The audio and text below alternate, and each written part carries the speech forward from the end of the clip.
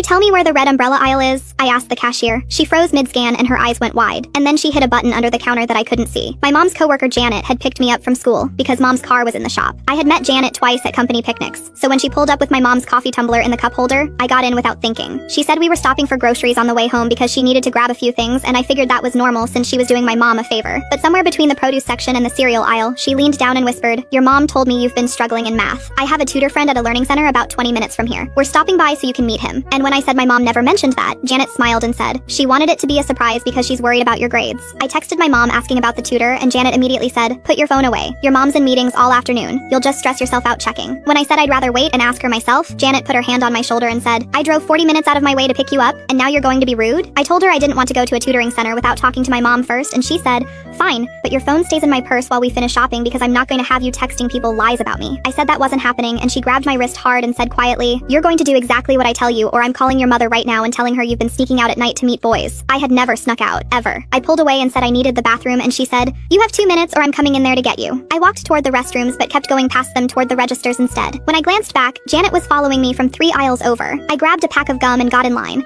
and Janet positioned herself at the end of the aisle with her arms crossed and her eyes locked on me. When I got to the counter, I leaned forward and said to the teenage cashier, "Can you tell me where the red umbrella aisle is?" It's a code phrase my best friend taught me after she read about trafficking. It means call the police. The cashier scrunched up her face and said, "We don't sell umbrellas." So I said it again slower. The red umbrella. Then she turned to the manager standing 6 feet away and said loudly, "Do we have a red umbrella aisle?" And I felt every cell in my body catch fire. The manager looked at me confused and started walking over, but then her eyes caught on something behind me and her entire expression changed. She hit the button under the counter and said into her radio, "I need security at register 4 right now." The cashier finally looked past me and saw Janet standing 2 feet behind me with her hand reaching for my backpack. The manager stepped around the counter and said, "Ma'am, step back." And Janet said smoothly, "I'm her aunt. We're just shopping together." Her voice was calm and warm, exactly the kind of adult you would believe. The cashier said quietly, "She asked about red umbrellas." And the manager's face went hard. She stepped between me and Janet and said, "Security is on the way. Stay exactly where you are." Janet grabbed my backpack and yanked me backward. And when I screamed, she announced to the whole store, "She's lying. She's my niece and she's been shoplifting and now she's making up stories." 2 security guards came running and Janet yelled, "I have text messages from her mother asking me to pick her up. This is a family matter." One guard said, "Then you won't mind if we call her mother to confirm." Janet shoved me into the manager and said, "You're going to regret this. I know where you live. I know what school you go to." And then she ran toward the exit. They caught her in the parking lot trying to get into a van that wasn't the car she picked me up in. When police searched it, they found zip ties, duct tape, and a folder with photos of 6 different girls from my school. Janet didn't work with my mom. She had been watching the carpool lane for weeks.